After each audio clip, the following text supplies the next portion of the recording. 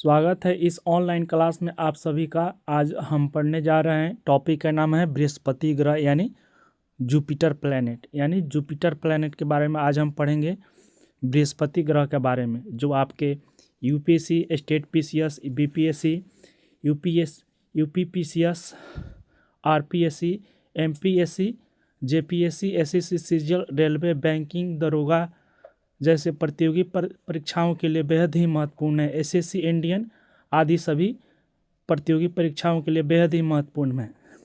मैं आपको इस क्लास में सीधे एग्जाम ओरिएंटेड और आसान भाषा में कंसेप्ट समझाऊंगा, ताकि आप रिवीजन के समय जल्द ही याद कर सकेंगे। आज का टॉपिक बहुत ही इंटरेस्टिंग है, तो इसे आप समझने के बाद एग्ज़ाम में 100% कॉन्फिडेंट फील करेंगे। तो चलिए शुरू करते हैं। बृहस्पति ग्रह के बारे में पढ़ते हैं, यानी जुपिटर प्लैनेट के बारे में पढ़ते हैं। पहला कंसेप्ट है कि बृहस्पति को देवताओं का गुरु या देवगुरु कहा जाता है। यह ज्ञान, धर्म और समृद्धि और गुरु का प्रतीक है। यानी बृहस्पति ग्रह को देवताओं का गुरु या देवगुरु कहा जाता है। तो किस ग्रह को देवताओं का गुरु या देवगुरु कहा जाता है? तो बृहस्पति ग्रह को देवताओं का गुरु या देवगुरु कहा जाता है। किस ग्रह को देवताओं का गुरु या देवगुरु कहा जाता है? तो बृहस्पति ग्रह को कहा जाता है। यह किसका प्रतीक है? तो गुरु का प्रतीक है। यह ज्ञान, धर्म और समृद्धि और गुरु का प्रतीक है। यानी बृहस्पति ग्रह किस चीज़ के लिए प्रतीक है? तो ज्ञान का प्रतीक है, धर्म का प्रतीक है, समृद्धि का प्रतीक है और गुरु का प्रतीक है। तो बृहस्पति ग्रह को क्या कहा जाता है? तो देवताओं का गुरु या देवगुरु कहा जाता है। तो उम्मीद करते हैं कि समझ गए होंगे। जो बृहस्पति को देवताओं का गुरु या देवगुरु कहा जाता है, जो यह ज्ञान, धर्म और समृद्धि और गुरु का प्रतीक है। अगला कंसेप्ट देखते हैं। अगला कंसेप्ट है कि बृहस्पति सौर मंडल का सबसे बड़ा ग्रह है। यानी बृहस्पति है जो सौर मंडल का सबसे बड़ा ग्रह है।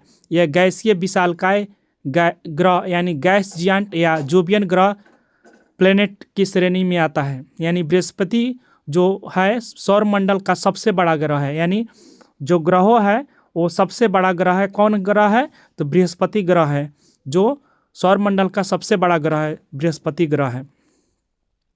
इसे क्या कहा जाता है? तो गैसीय विशालकाय ग्रह यानी गैस जियांट, यानी इस पे क्या ज़्यादा गैस ही पाए जाते हैं, जो जोबियन ग्रह की श्रेणी में आता है। यानी इसे जोबियन ग्रह भी कहा जाता है।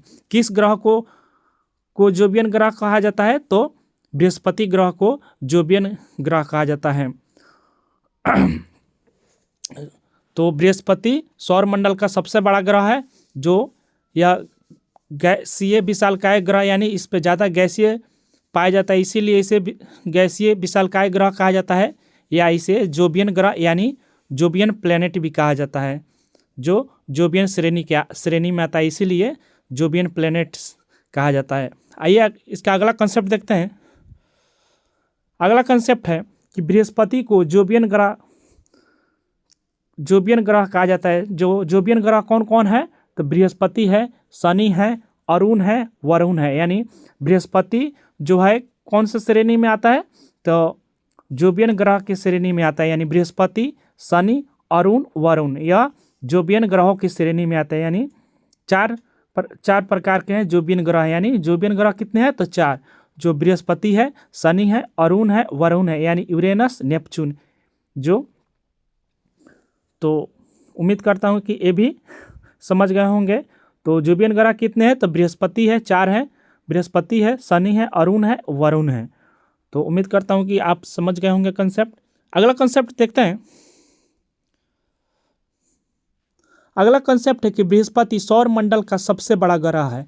यह सूर्य से 5वां स्थान रखता है। यानी इसका व्यास पृथ्वी से लगभग 11 गुना है। यानी बृहस्पति जो है सौर मंडल का सबसे बड़ा ग्रह है। सूर्य से 5वां स्थान रखता है, यानी दूरी के क्रम में सूर्य से 5वें स्थान पर आता है। यानी सूर्य से 5वें स्थान पर रखता है। इसका व्यास कितना है?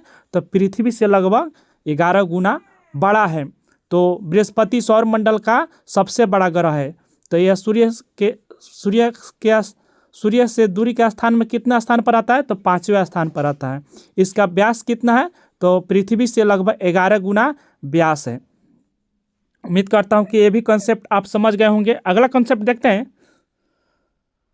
अगला कंसेप्ट है, इसके वायुमंडल में मुख्य रूप से हाइड्रोजन 90% पाए जाते हैं लगभग, और हीलियम 10% लगभग पाए जाते हैं। साथ ही मीथेन भी पाया जाता है और अमोनिया जैसी गैसें भी पाई जाती हैं। तो बृहस्पति ग्रह पर क्या पाया जाता है? तो बृहस्पति ग्रह पर हाइड्रोजन मुख्य रूप से 90% पाया जाता है और हीलियम 10% पाया जाता है। साथ ही इसमें मीथेन भी पाई जाती है, अमोनिया गैस भी पाई जाती है। तो मुख्य रूप से 90% हाइड्रोजन ही बृहस्पति ग्रह के वायुमंडल में पाया जाता है और हीलियम 10% पाए जाते हैं, जो मीथेन, अमोनिया आदि भी गैसें यहाँ पे पाई जाती हैं। उम्मीद करता हूँ कि ये भी आप कॉन्सेप्ट समझ गए होंगे। अगला कॉन्सेप्ट देखते हैं। अगला कॉन्सेप्ट है,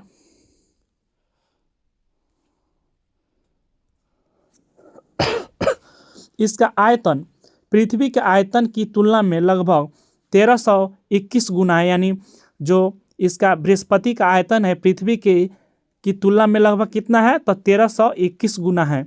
यानी पृथ्वी के आयतन से कितना गुना ये है? तो 1321 गुना आयतन है इसका। तो अर्थात इसका आकार इतना विशाल है कि इसमें 1321 पृथ्वी जैसे ग्रह समा सकते हैं। यानी बृहस्पति ग्रह इतना विशाल बड़ा है कि पृथ्वी कितना 1311 पृथ्वी जैसे ग्रह इसमें समा सकते हैं। यानी बृहस्पति ग्रह 1321 पृथ्वी ग्रह के बराबर है। तो इसका आयतन पृथ्वी के तुलना में कितना लगभग गुना है? तो 1321 गुना है। यानी इसका आकार इतना विशाल है कि पृथ्वी जैसे लगभग 1321 ग्रह समा सकते हैं। तो उम्मीद करता हूँ कि आप ये भी कंसेप्ट समझ गए होंगे। तो अगला कंसेप्ट देखते हैं।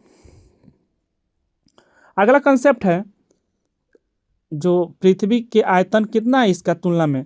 तो 1321 गुना अधिक है। यानी इसका आकार इतना विशाल है कि पृथ्वी जैसे लगभग 1321 पृथ्वी ग्रह इसमें समा सकते हैं। यानी एक ग्रह बराबर 1300, एक ग्रह यानी बृहस्पति ग्रह बराबर 1321 पृथ्वी ग्रह इसमें बराबर हो जाएगा। यानी इसमें इतना समा सकते हैं। यानी पृथ्वी 1321 ग्रह इसमें समा सकते हैं।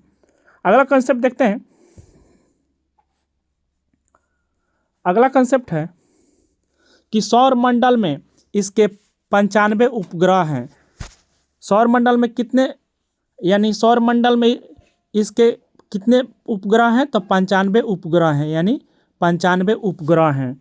कितने उपग्रह हैं? तो 95 उपग्रह हैं। यानी बृहस्पति ग्रह के कितने उपग्रह हैं? तो 95 उपग्रह हैं, जिनमें गैनीमीड सबसे बड़ा है। यानी गैनीमीड की कौन है? बृहस्पति ग्रह का सबसे बड़ा उपग्रह कौन है? तो गैनीमीड है। यह सौर मंडल का सबसे बड़ा उपग्रह है। यानी सौर मंडल में गैनीमीड सबसे बड़ा उपग्रह है। जो बृहस्पति ग्रह का सबसे बड़ा उपग्रह गैनीमीड है, वह सौर मंडल का सबसे बड़ा उपग्रह है। वर्तमान में ज्ञात बृहस्पति के लगभग कितने उपग्रह है? तो 95 ज्ञात उपग्रह, जो सौर मंडल में दूसरे स्थान पर है। और जबकि शनि के कितना है? लगभग 145 से सबसे अधिक है। 145 में प्लस है जो ज्ञात है, जो सबसे अधिक है। किसके सबसे अधिक है? तो शनि ग्रह के। और दूसरे स्थान पर किसका आता है? तो बृहस्पति ग्रह के।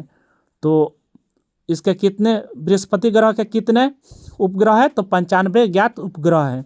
जो सबसे बड़ा कौन है? तो गैनीमीड है इसका उपग्रह, बृहस्पति ग्रह का, जो सौरमंडल का सबसे बड़ा उपग्रह है। और शनि ग्रह के कितने उपग्रह है? तो 145 प्लस है, जो सबसे अधिक है शनि ग्रह के उपग्रह। और बृहस्पति ग्रह कितने उपग्रह है? तो 95 ज्ञात उपग्रह है, जो दूसरे स्थान पर आता है। और बृहस्पति के सबसे बड़ा उपग्रह का नाम क्या है? तो गैनीमीड है, जो सौरमंडल का सबसे बड़ा उपग्रह है। उम्मीद करता हूँ कि ये भी कंसेप्ट समझ गए होंगे। अगला कंसेप्ट देखते हैं। कंसेप्ट है कि बृहस्पति का घूर्णन यानी रोटेशन का पीरियड कितना होता है? तो बृहस्पति का घूर्णन देखते हैं, यानी रोटेशन पीरियड। बृहस्पति एक दिन लगभग 9 घंटे 55 मिनट का होता है। यानी बृहस्पति का एक दिन मतलब पृथ्वी के एक दिन के बराबर 24 घंटे के बराबर, यानी पृथ्वी पर 24 घंटा होता है एक दिन का, और बृहस्पति पर एक दिन का लगभग कितना घंटा होता है, तो 9 घंटे 55 मिनट का होता है। यानी पृथ्वी पर 24 घंटे एक दिन में होता है, जबकि बृहस्पति एक दिन में वहाँ पे 9 घंटे 55 मिनट होता है।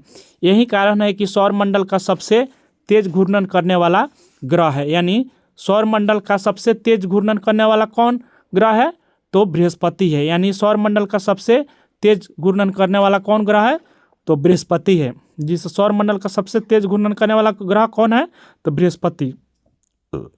तेज घूर्णन के कारण, यानी 3 नंबर में देखते हैं, तेज घूर्णन के कारण बृहस्पति थोड़ा क्या है, चपटा यानी ओबलेट है, दिखाई देता है, और ध्रुवों पर दबा हुआ दिखाई देता है, और भूमध्य रेखा पर उभरा हुआ दिखाई देता है।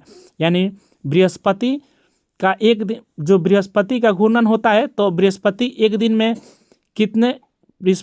दिन में कितने घंटे होता है वहाँ पे एक दिन का, तो 9 घंटे 55 मिनट का होता है।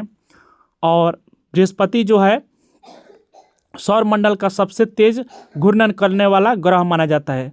तेज घूर्णन के कारण बृहस्पति थोड़ा चपटा दिखाई देता है, और ध्रुवों पर दबा हुआ दिखाई देता है, और भूमध्य रेखा पर उभरा हुआ दिखाई देता है।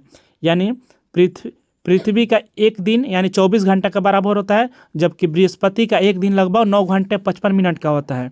यही कारण है कि सौरमंडल सबसे तेज घूर्णन करने वाला ग्रह कौन है, तो बृहस्पति है। और तेज घूर्णन के कारण बृहस्पति क्या दिखाई देता है, तो चपटा दिखाई देता है, ध्रुवों पर दबा हुआ दिखाई देता है, और भूमध्य रेखा पर उभरा हुआ दिखाई देता है। तो उम्मीद करता हूँ कि ये भी कंसेप्ट आप समझ गए होंगे। अगला कंसेप्ट देखते हैं। अगला कंसेप्ट है कि बृहस्पति सूर्य की परिक्रमा, यानी बृहस्पति जो सूर्य की परिक्रमा करती है, ऑर्बिटल रेवोल्यूशन हम देखते हैं। जो बृहस्पति अब क्या कर रही है, सूर्य के चारों ओर घूम रही है, परिक्रमा कर रही है लगभग कितने, तो इसका परिक्रमण काल लगभग 1.86 पृथ्वी वर्ष है, यानी 4333 दिन का होता है। यानी जो परिक्रमण काल कितना है, 11.86 पृथ्वी वर्ष होता है, यानी 4333 दिन है। यानी बृहस्पति का दिन बहुत छोटा होता है, बहुत छोटा यानी 10 घंटे का होता है। यानी बृहस्पति का दिन बहुत छोटा होता है, यानी 10 घंटा है। हम लोग का पृथ्वी पर 24 घंटे, एक दिन का 24 घंटा होता है, जबकि बृहस्पति पर एक दिन का 10 घंटे होते हैं। जबकि वहाँ पे वर्ष बहुत लंबे होते हैं, यानी वर्ष क्या होते हैं 12 यहाँ पे, और एक वर्ष में 365 दिन होते हैं, जबकि पृथ्वी पर कितना 12 पृथ्वी वर्ष होता है, यानी 12 पृथ्वी वर्ष कहलाएगा यहाँ पे। यानी 11 पॉइंट समथिंग 86 पृथ्वी वर्ष होगा। यानी पृथ्वी पर जो एक वर्ष होगा तो 365 दिन, और बृहस्पति पर क्या हो जाएगा 12 वर्ष में, यानी 4333 दिन हो जाएगा।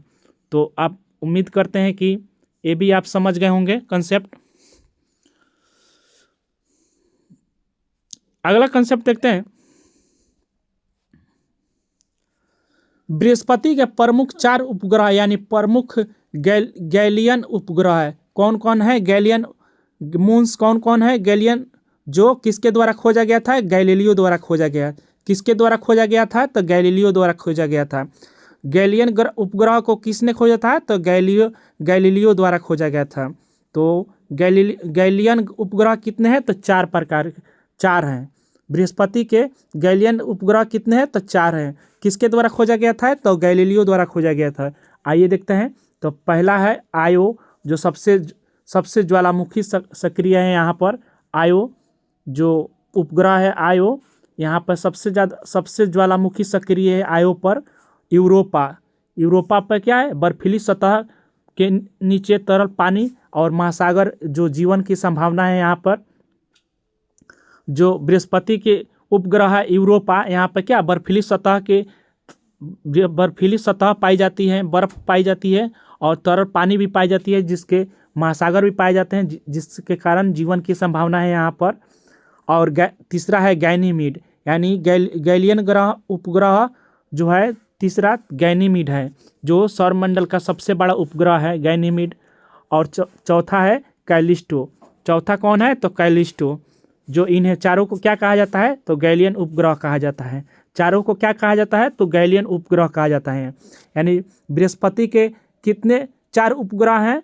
तो 4 जो गैलियन प्रमुख 4 उपग्रह है, गैलियन उपग्रह हैं जो किसके द्वारा खोजा गया था? तो गैलीलियो द्वारा खोजा गया था। तो चारों कौन कौन है? तो आयो, यूरोपा, गैनीमीड, कैलिस्टो।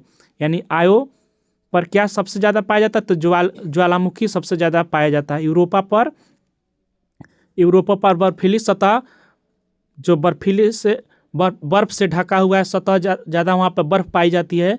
जो पानी भी पाया जाता है, पानी का महासागर भी पाया जाता है जहाँ जीवन की संभावना है यूरोपा पर। और तीसरा कौन है? तो गैनीमीड जो बृहस्पति का और उपग्रह है, सबसे बड़ा उपग्रह है, जो सौरमंडल का भी सबसे बड़ा उपग्रह है। और चौथा कौन है? तो कैलिस्टो, जो कैलिस्टो है बृहस्पति का गैलियन उपग्रह है। तो इन्हें गैलियन उपग्रह कहा जाता है, इन चारों को। उम्मीद करता हूँ कि आप ये सब समझ आ गया होगा। अगला कॉन्सेप्ट देखते हैं। बृहस्पति का वलय मुख्य रूप से धूल कणों से बना है। यानी बृहस्पति का जो रिंग है मुख्य रूप से किस चीज़ से बना है? तो धूल कणों से बना है। यानी धूल कणों से बृहस्पति पर अधिक पाई जाती है धूल कण, जिनमें मुख्य रूप से क्या होता है? तो सिलिकेट होता है और कार्बन यौगिक होते हैं। तो बृहस्पति का रिंग यानी वलय मुख्य रूप से किस चीज़ से बना होता है? तो धूल कणों से बना होता है, जिनमें मुख्य रूप से कौन कौन पाई जाती है? तो सिलिकेट पाया जाता है और कार्बन यौगिक इसमें पाई जाती है। यानी कार्बन यौगिक इसमें शामिल होते हैं। बृहस्पति में मुख्य रूप से क्या पाए जाते हैं? तो धूल कण पाए जाते हैं, जिनमें धूल कण में क्या क्या पाए जाते हैं? तो सिलिकेट और कार्बन यौगिक शामिल होते हैं। और जो बृहस्पति के मुख्य वलय में कौन कौन है? तो मुख्य वलय कौन कौन है? तो हाइलो है, मेन रिंग है और गोसामेर रिंग है। यानी तीनों कौन है मुख्य रूप से वलय? तो हाइलो, मेन रिंग और गोसामेर रिंग है। तो बृहस्पति का जो वलय मुख्य रूप से किस चीज़ के बने होते हैं? तो धूल कणों से बने होते हैं, जिनमें क्या पाई जाती है? तो सिलिकेट पाई जाती है और कार्बन यौगिक पाई जाती हैं। उम्मीद करता हूं कि ये भी कंसेप्ट आप समझ गए होंगे। अगला कंसेप्ट देखते हैं। अगला कंसेप्ट है कि जूनो मिशन, यानी जूनो मिशन है जो नासा का, वो 2016 में इसे भेजा गया था। तो 2016 में इसे जूनो मिशन को क्या किया गया था? नासा द्वारा, यानी अमेरिका का नासा द्वारा 2016 से इसे भेजा गया था। तो बृहस्पति की उत्पत्ति, संरचना, चुंबकीय क्षेत्र, वायुमंडल की अध्ययन कर रहा है। यानी बृहस्पति का अध्ययन कौन कर रहा है? तो जूनो मिशन कर रहा है, जो बृहस्पति की उत्पत्ति, संरचना, चुंबकीय क्षेत्र और वायुमंडल की अध्ययन कर रहा है। कौन? तो जूनो मिशन। तो जूनो मिशन किस ग्रह से संबंधित है? तो बृहस्पति ग्रह से संबंधित है। या जूनो मिशन कहाँ का जूनो मिशन जो कब किया गया था? तो 2016 में किया गया था, जो नासा यानी अमेरिका का नासा के द्वारा जूनो मिशन का बृहस्पति की उत्पत्ति और संरचना और चुंबकीय क्षेत्र और वायुमंडल के अध्ययन करने के लिए मिशन चलाया गया था, यानी भेजा गया था जूनो मिशन के तहत। अगला कंसेप्ट देखते हैं।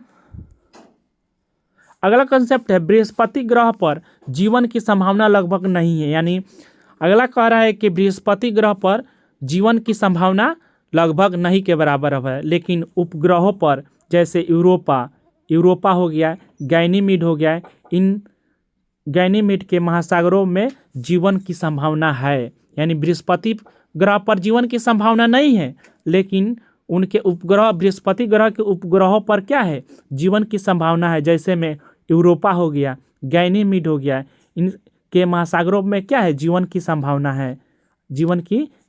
है। अगला कंसेप्ट देखते हैं। तो सेशन यहीं पर समाप्त होता है। तो थैंक यू। तो सेशन पसंद आए तो लाइक कीजिए और सब्सक्राइब कीजिए और चैनल को शेयर भी कीजिए और कमेंट भी कीजिए, ताकि सेशन आगे भी जारी रहे और टीम मोटिवेट होकर आपके लिए काम कर सके। तो मिलते हैं एक नए सेशन के साथ। Thank you, okay bye.